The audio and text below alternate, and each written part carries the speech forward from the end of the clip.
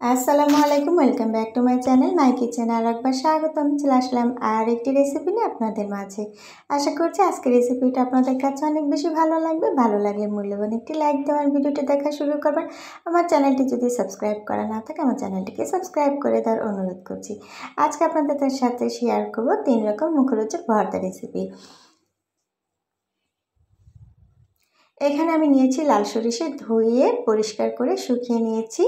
আর এখানে রসুন, পেঁয়াজ, কাঁচামরিচ 3 রকমের ভর্তার জন্য আমি এখানে পরিমাণ মতো সব কিছু কেটে নিয়েছি।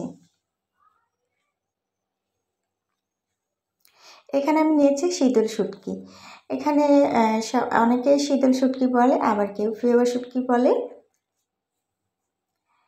এখন যেহেতু শীতের সিজন, খুব টাটকা টাটকা ধনিয়া পাতা পাওয়া যাচ্ছে। আর ধনিয়া পাতা ভর্তা খেতে কিন্তু অনেক ভালো লাগে।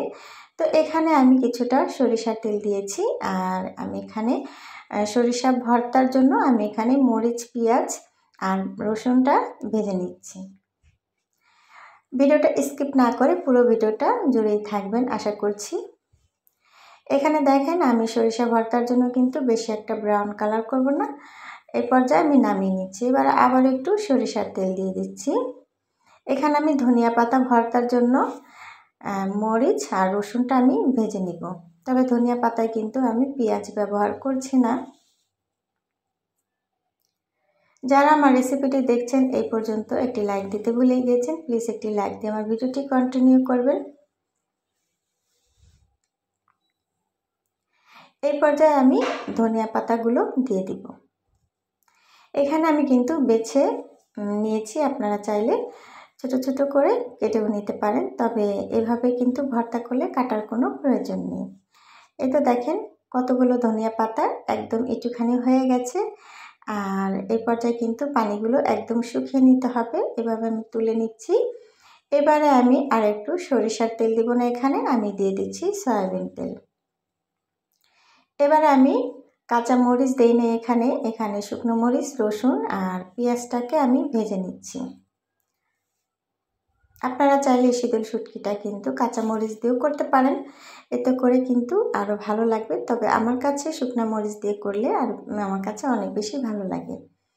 এবার আমি এগুলোকে একটু সাইড করে নিচ্ছি। এবার আমি শীতল শুটকিগুলো দিয়ে দিচ্ছি। এবারে আমি খুব ভালো মতো মরিচ, পেঁয়াজ, রসুনের সাথে ভালো মতো ভেজে নিব। তো দেখেন, আমার কিন্তু একদম মাখা মাখা হয়ে গেছে পেঁয়াজ রসুনের সাথে। এই পর্যায়ে আমি কিন্তু আর ভাজবো না, ভাজলে কিন্তু তেতো হয়ে যাবে পুড়ে। এ পর্যায়ে আমি বেটে নিব সব ভর্তাগুলো। প্রথমে আমি ধনিয়া পাতা ভর্তাটা করব। যাদের মাছ মাংস খেতে খেতে একদম বোরিং হয়ে গেছেন, তারা কিন্তু এই ভর্তাগুলো ট্রাই করতে পারেন। খেতে কিন্তু অসাধারণ লাগে। দেখেন, আমার কিন্তু ধনিয়া পাতাটা ভর্তা হয়ে গেছে। আপনারা কিন্তু এই ভর্তাটা কাঁচাও করে খেতে পারেন, খুবই ভালো লাগে। তো দেখেন, আমার কিন্তু ভর্তা হয়ে গেছে আর দেখতে কিন্তু অনেক লোভনীয় হয়েছে। দেখেন, মাশাআল্লাহ। আপনারা এভাবে বাসায় ট্রাই করতে পারেন। আমি কিন্তু প্রত্যেক সময় কিন্তু পাটাটা ধুয়ে নিয়েছি, তাতে করে এক একটা ভর্তার ফ্লেভার কিন্তু এক এক রকম। তাই আমি চেষ্টা করেছি পাটাটা ধুয়ে নেওয়ার জন্য। এবার আমি কিন্তু সরিষা ভর্তাটা করে নিব। সামান্য একটু লবণ দিয়েছি। তো দেখেন, এই পর্যায়ে কিন্তু আমি সরিষাটাকে বেটে নিব। আমি সব ভর্তাগুলো পাটায় বেটে করছি। আপনারা চাইলে কিন্তু ব্লেন্ডারও করে নিতে পারেন। তবে সরিষা ভর্তাটা কিন্তু এখন শীতের সিজন, লাল সরিষা ভর্তাটা কিন্তু আমাদের সর্দি কাশির জন্য খুবই উপকার। চেষ্টা করব কিন্তু এই লাল সরিষা ভর্তাটা খেতে। তবে সাদা সরিষার থেকে কিন্তু লাল সরিষাটা অনেক উপকার। দেখেন, আমার কিন্তু ভর্তাটা খুব সুন্দর মতো হয়ে গেছে। এবার আমি একটা সার্ভিং বাটিতে করে তুলে নিচ্ছি।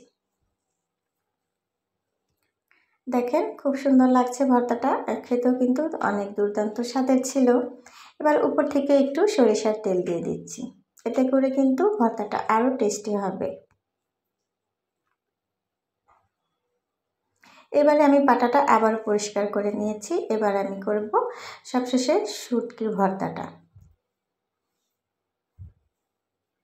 আমার রেসিপিগুলো যদি আপনাদের কাছে ভালো লাগে অবশ্যই লাইক কমেন্ট শেয়ার করে দিবেন। আর আমার চ্যানেলটি যদি সাবস্ক্রাইব করা না থাকে আমার চ্যানেলটিকে সাবস্ক্রাইব করে দিবেন। পাশে থাকা বেল বাটনটি অন করে রাখবেন, যখন আমি নতুন নতুন ভিডিও ছাড়বো সবার আগে নোটিফিকেশন আপনার কাছে চলে যায়। সময় সুযোগ মতো আপনার পছন্দের রেসিপিটি আপনি দেখে নিতে পারেন। দেখেন আমার কিন্তু ভর্তাটা খুব সুন্দর মতো বাটা হয়ে গেছে।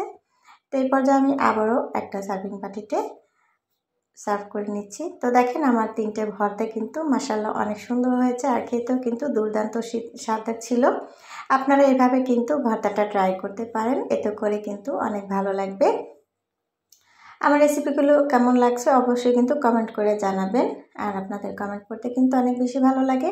মূল্যবান একটি লাইক দিয়ে দিবেন, আপনাদের মূল্যবান লাইকটা আমার ভিডিওর জন্য অনেক উপকার, আর আপনাদের কাছে মূল্যবান না হলে কিন্তু আমার জন্য অনেক মূল্যবান। অবশ্যই মূল্যবান লাইকটি দেওয়ার চেষ্টা করবেন।